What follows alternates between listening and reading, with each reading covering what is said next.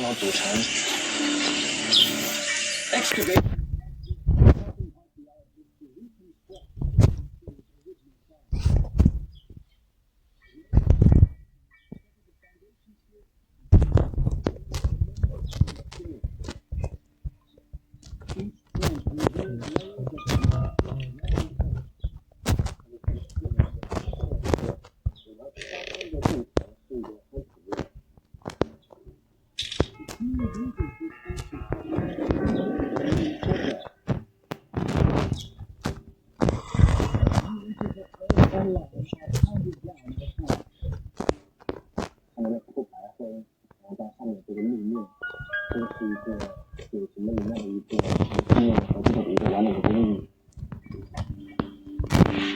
In the Ming period, the lower broken bricks or bodies could then be rammed down on top to our strength.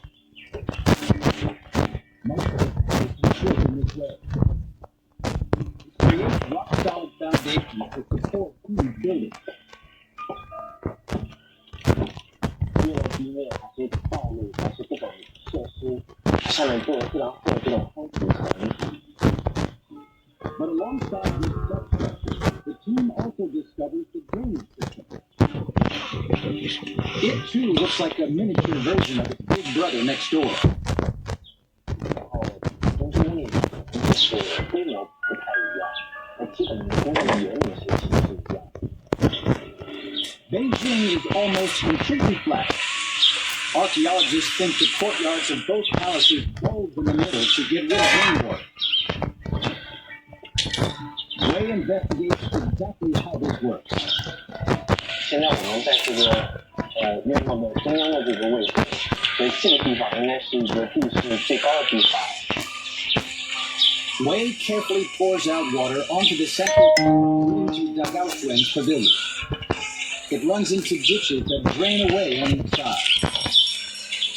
这水是从这个路的中间往两侧然后流下，所以这个路也是中间高两边低。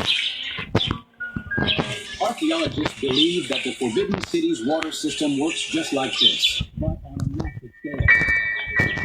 Concealed ditches under the perimeter walls channel rainwater into the vast moat that circles the city. It's all perfectly integrated and must have been conceived at the same time. It suggests that the city's immense size was indeed planned from the very start. But why did it matter to Yongle? What made him build on such a staggering scale? Historians think the answer lies in his brutal rise to power. In 1402, Yongle seized control of the empire in a bloody coup. He deposed his nephew and built the old imperial palace. Fearing reprisals, the new emperor moved the Chinese capital from the south to Beijing in the north. Here he was close to his armies. But he also needed to show that he was the rightful ruler. So he built a new palace, the biggest in history, to demonstrate his power. Right from the start, everything about the Forbidden City was like nothing ever seen before. A statement that Yongle was the most powerful person on earth. And the fact that Yongle began by scoping out the limits of this palace seems to me a clear signal that he was going to build this on an unprecedented scale. Things are about to change, and he's in charge. Historical accounts often portray Yongle as a ruthless and despotic leader. How did he use this new city to rule over his entire empire? And did the construction of this gigantic palace push the people of China too far?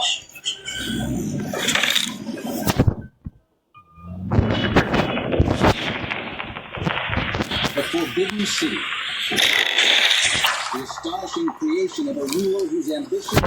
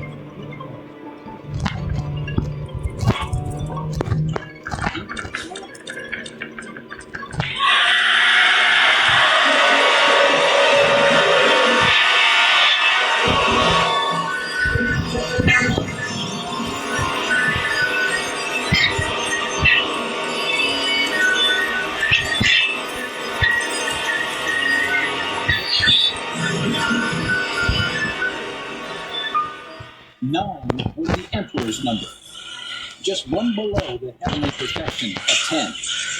It was an intentional move, designed to leave the subjects in no doubt that he was the highest-ranking human on Earth. How far was Long Love prepared to go to present himself as the perfect Emperor? Objects that were meant to be hidden from view could provide the answer. Building an old storage area, workers uncovered an original cave floor from the Emperor's palace. Moving further down, they made an astonishing discovery. A shallow pit containing 10,000 fragments of fine porcelain. Physically decorated and glazed, yet smashed into tiny pieces. This would have been the finest imperial porcelain of its kind. It needed to be buried forever. Oh, there's a loose key.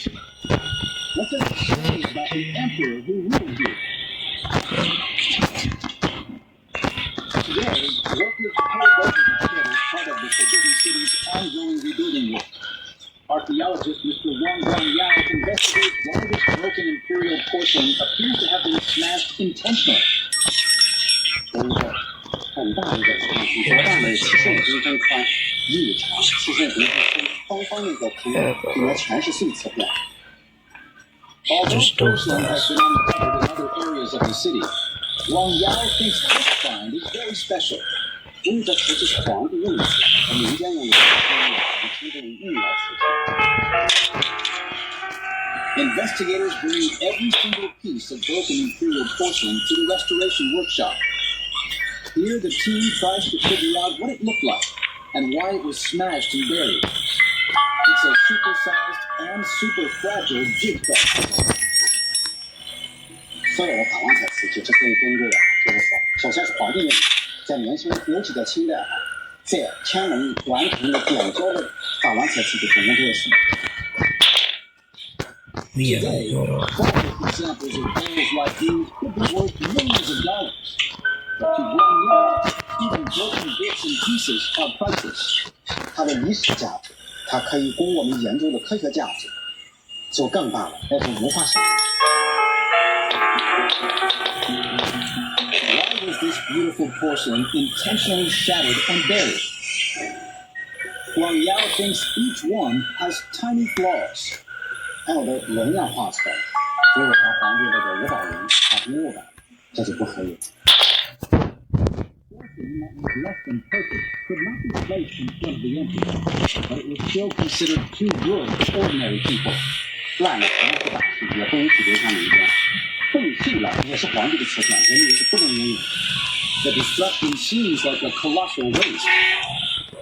To the Ming dynasty, however, it was vital to their survival. Everything about this palace was designed to uphold centuries of tradition. It made the imperial family appear superior to the previous Mongol rulers.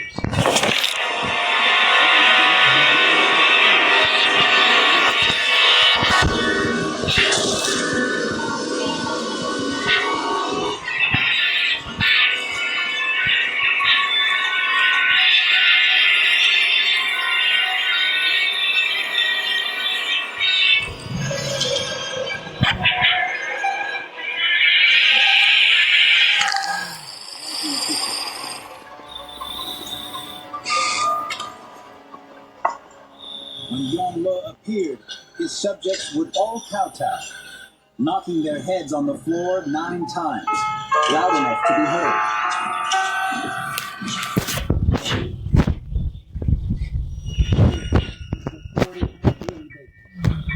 He was seen as the guardian of the empire's values. All those types of power would be boosted by the right of soldiers and a guard of honor going down the temple axis, leading up the steps and the hall. This has been a fantastic sight full of colour, making those attending the ceremony feel so proud to be part of this great empire. From precise rituals to exquisite portions, the Forbidden City was meant to reinforce the Emperor's divine power. It turned his family into one of the most famous imperial houses of all time, the Ming Dynasty. But how did Yongle build such an immense city in what was then a remote area on the very fringes of the empire? And how has it survived hundreds of years of natural disasters?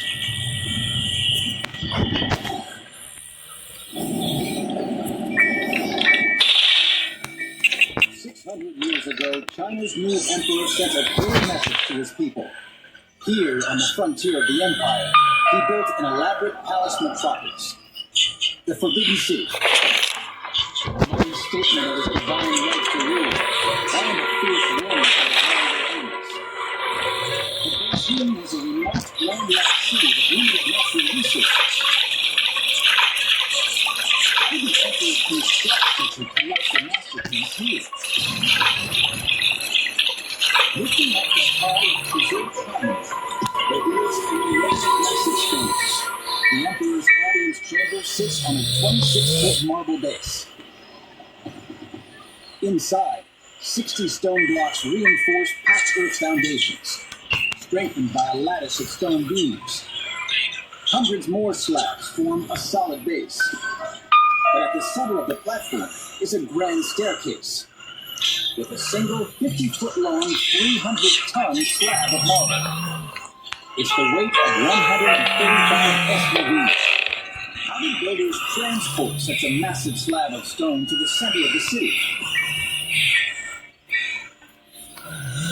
The nearest marble quarry is around 43 miles away. Legend says that the Forbidden City's workers slid their heaviest stones along roads frozen with ice to reach the construction site.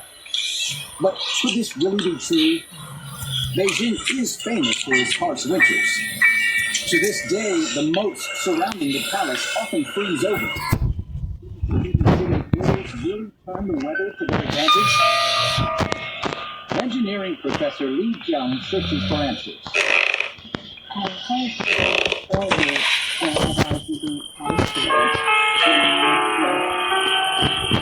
about 5 years, but I never really took that very seriously before. Jiang thinks a clue lies with an ancient manuscript. The main book tells the transport of the stones have been of late December to the next January. So that's the coldest time during the year. Records reveal that workers dug wells into the roads. Investigators assume that they provided water to make ice. But the huge number of them is puzzling. Jiang thinks that the water from these wells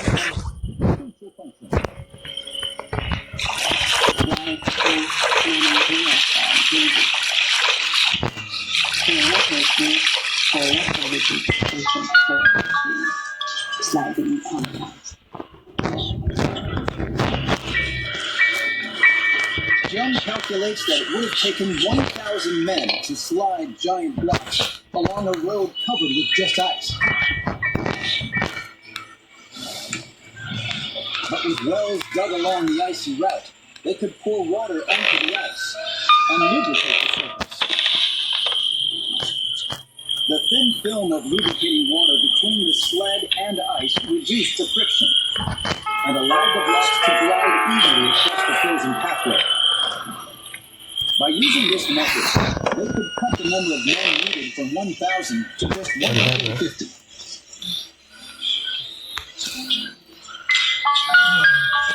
This ingenious technique allowed Young Lo to transport huge quantities of raw materials across long distances. But getting them to the city was only half the job. Today, archaeologist Wu Wei uses innovative scanning technology to investigate the intricate carvings on these massive marble ramps. After hundreds of years, the patterns are beginning to fade.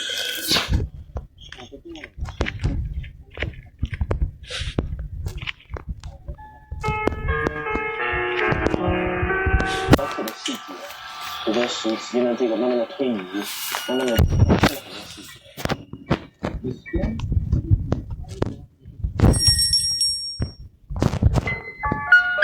Some details that were once invisible to the naked eye suddenly become clear.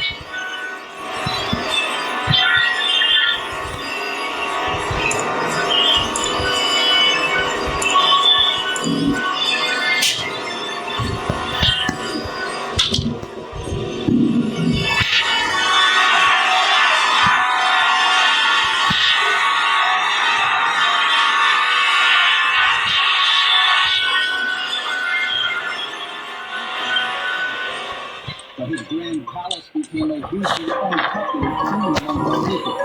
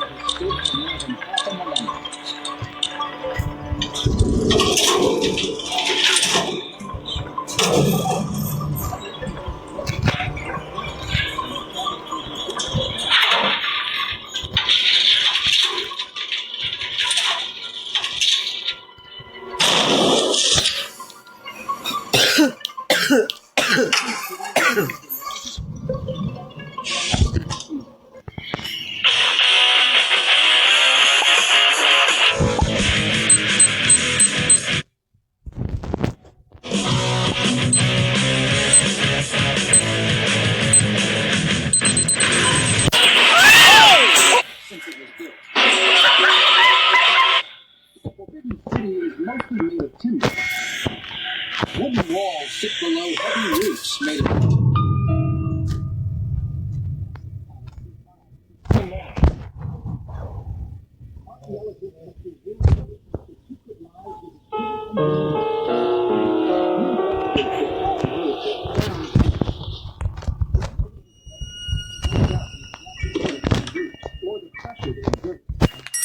until now. 所以我们终于去做了一个这样的模型，更加基本的介绍一个电影情况。The station is 10 square feet.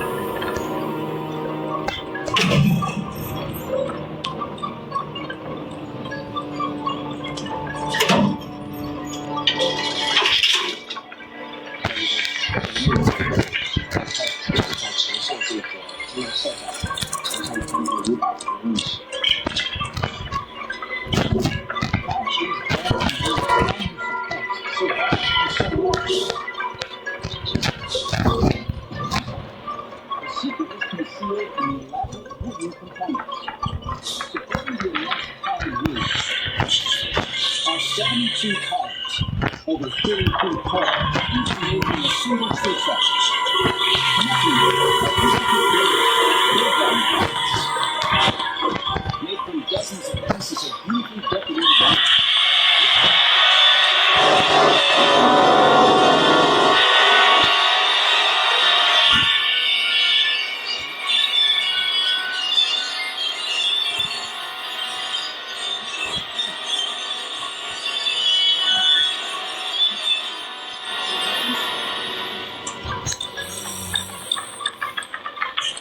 Even today, it's not fully understood how a Dogon bracket works.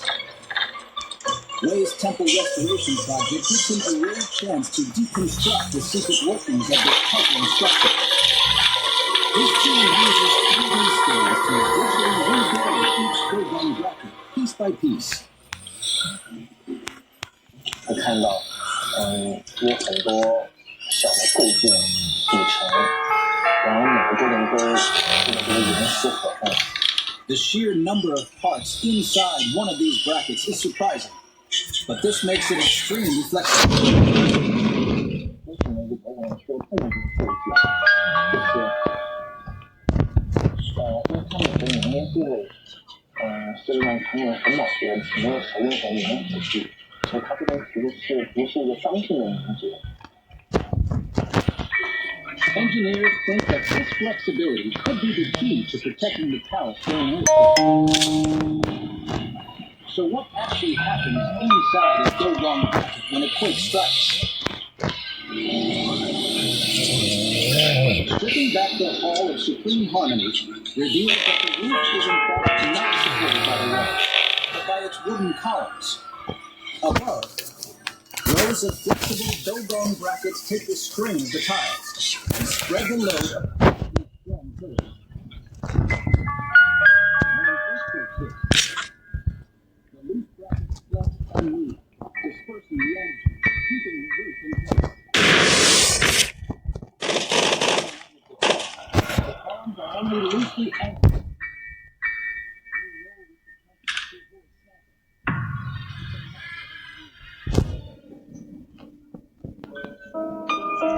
Sophisticated technology like this enabled the Forbidden City to survive for over 500 years.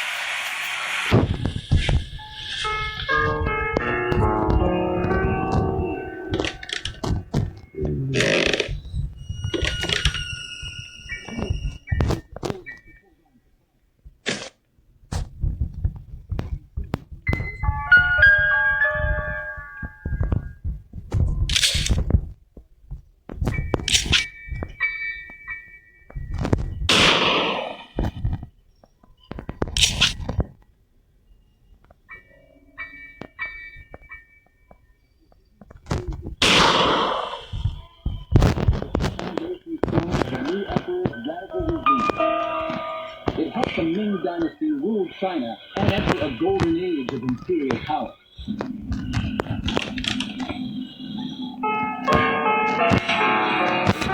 One last issue. How would the Forbidden City survived 100 years of turbulent history.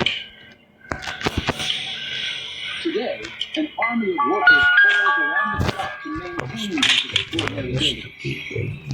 Several have been rebuilt many times over the I centuries. just kills by They all look as good as new. But according to Chinese tradition, they should have been destroyed when the new dynasty took there it is. 200 years after it was built, a rival family, the Qin dynasty, conquered the Ming Empire. Why didn't they pull the forbidden city down? 这是从它的观念上是防止它强于在南海再复辟，所以这是必须做的事情。一个几乎都被打败的时代就是元朝。Young lords destroyed a Mongol palace to build the forbidden city. Today, almost nothing of it remains.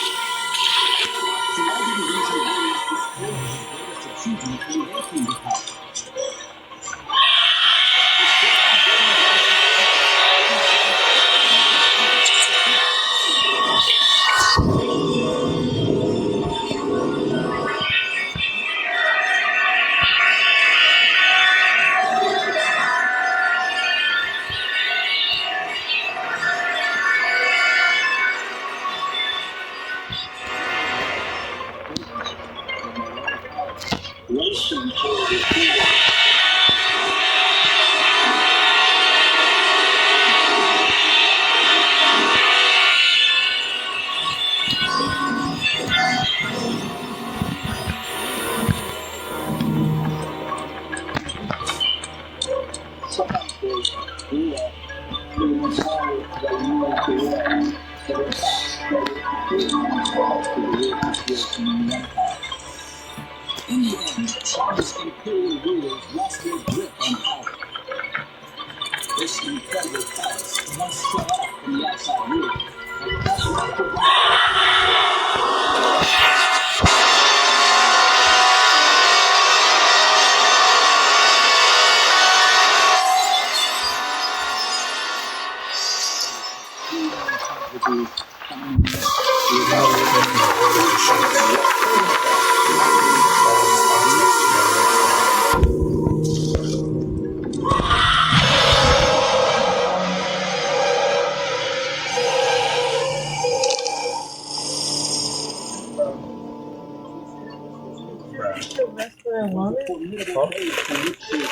They didn't have the pretzel.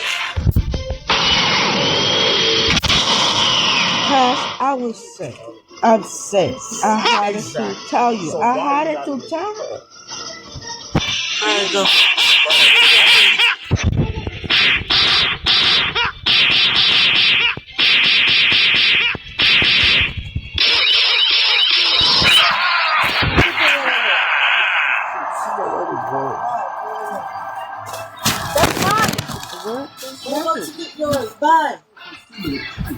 For seats? Is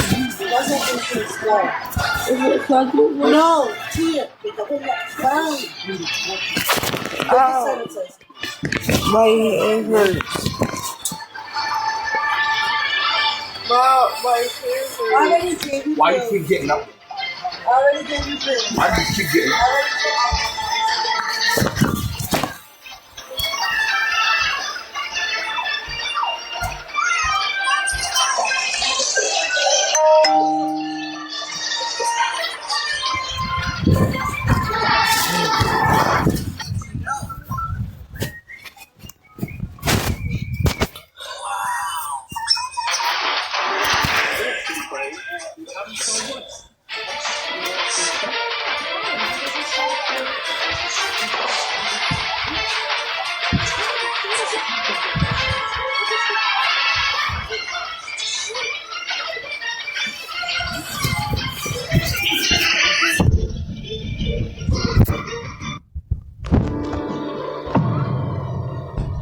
Last day. The stupid creepy spiders ruin it. I'm gonna call it creepy spider.